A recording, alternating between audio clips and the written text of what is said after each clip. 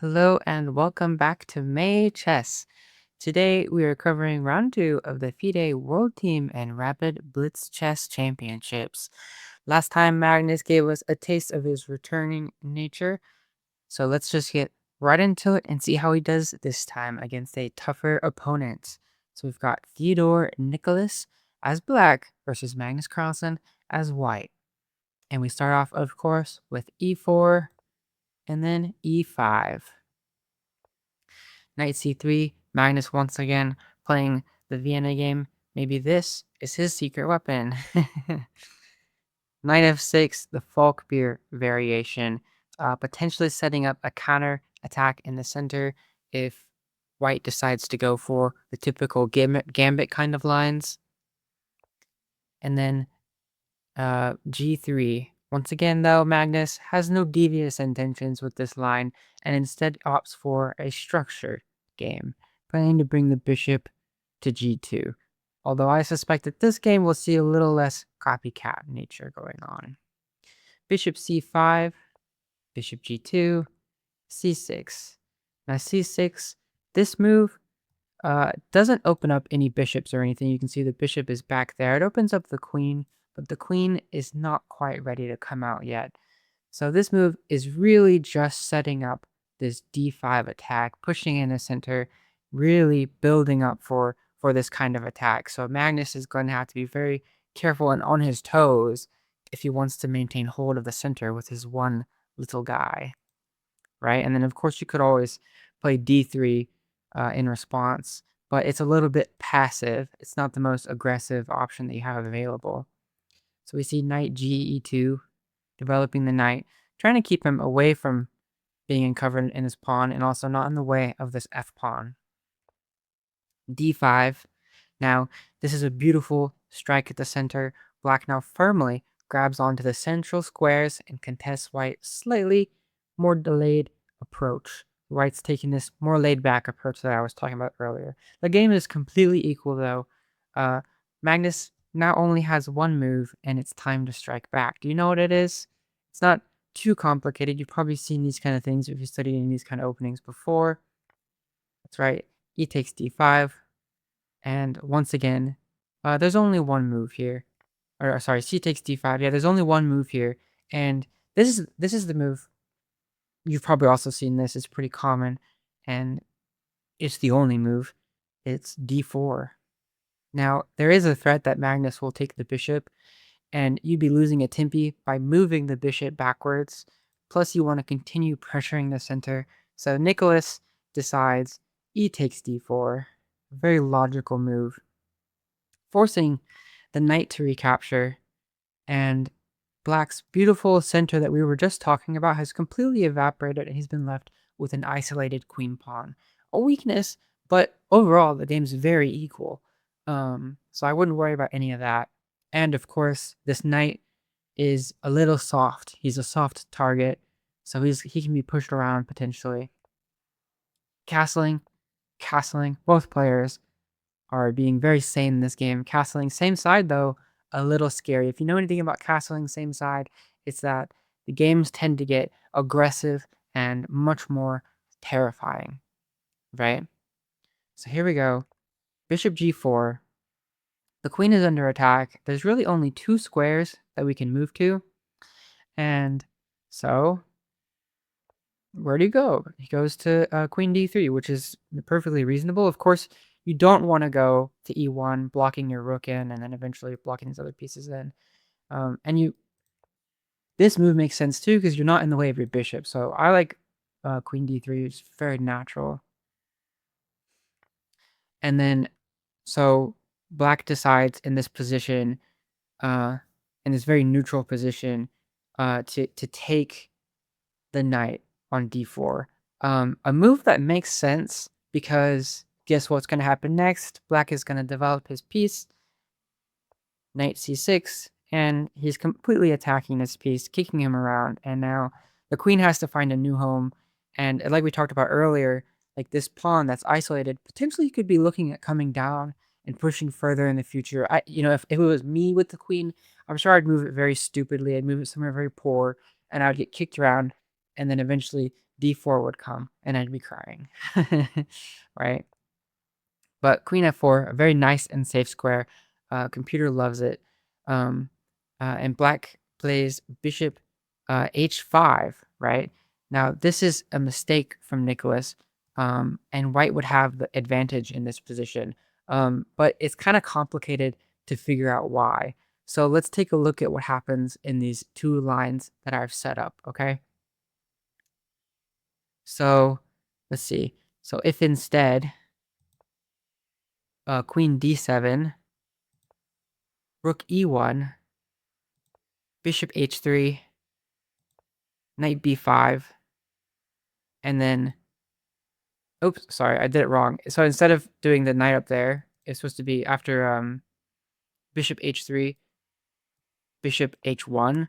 And so in this position, you can see how black has competed for the game. This is actually in favor of black. This is a very well-placed bishop. The queen, you're going to compare it to the other line, and you're going to see the queen is back here on this square, and this bishop is not developed, right? And so now we're going to see what happened with Magnus and exactly what he did, and you'll see how he took the advantage away, right? And how Nicholas gave that advantage away. So queen h4, d4, very nice. But now there's really nowhere to retreat. This looks like a weird move. There's really nowhere to retreat. He must offer the knight in exchange for the bishop. There's no other good retreat squares. You try to go here. It's just really ugly. It's just really ugly. So knight d5. Knight takes knight. Queen takes bishop. Knight f6. Queen f5. Rook e8. And then bishop f4. So here you can see the bishop is developed on a very nice square. The queen is also very aggressive, aiming over here. Excuse me, my phone's going off. And so you can tell that this is much better. The white bishop is still, of course, very strong. He's not retreated, and this bishop isn't staring down here like black maybe could have if he had taken the advantage. But he made that one little mistake, and this is how it sort of comes out, how it plays out. Queen b6,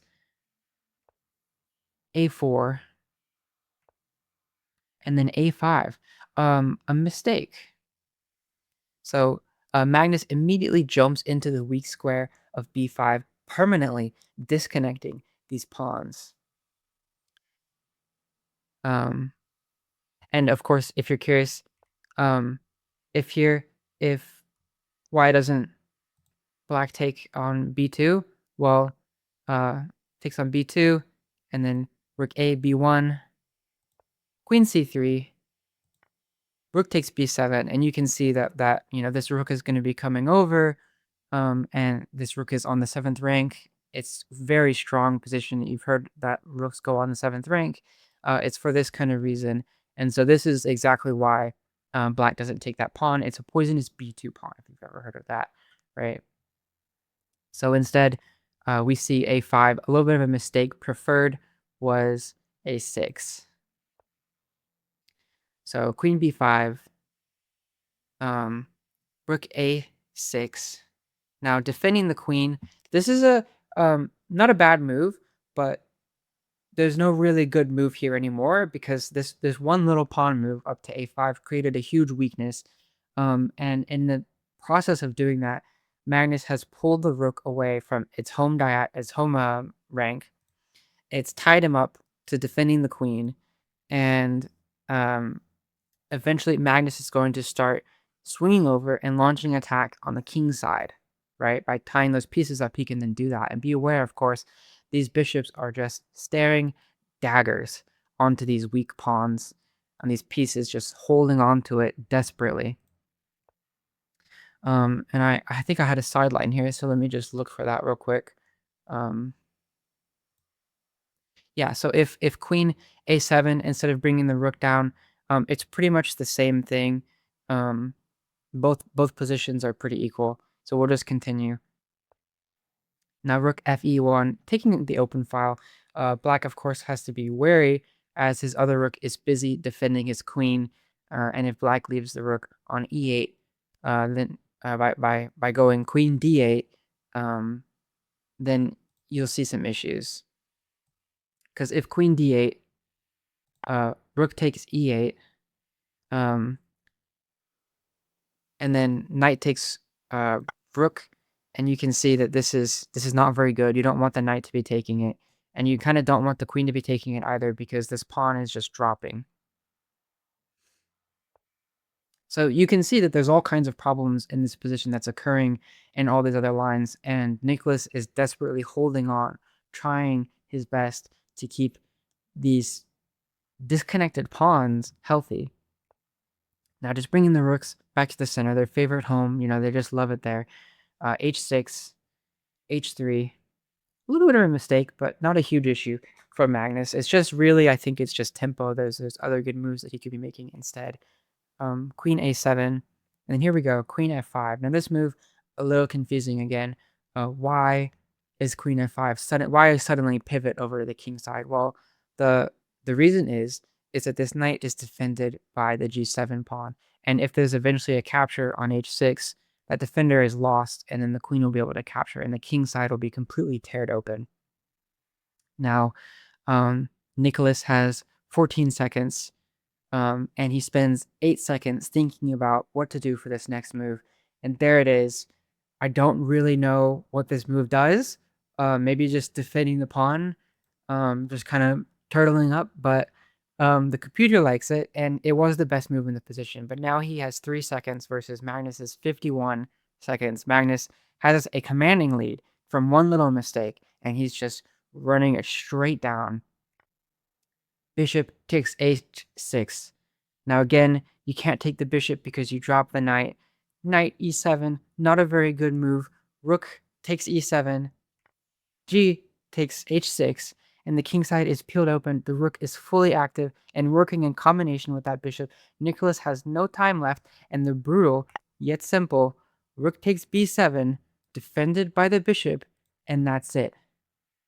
The final pawn of the game falls, and Magnus, with 50 seconds remaining, a commanding lead was taken from Nicholas with a simple maneuver from a simple blunder, simple one-move blunder, invading with his queen and forcing the rook to defend, tying up the queen side in preparation for a bishop sack on the king side. Magnus Carlsen is back in the typical fashion that we expect from him. Thank you guys so much for enjoying this video.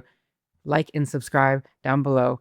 Comment, tell me what you think about my commentary and anything I get wrong. I'm always here to learn. Thank you guys. Have a great one.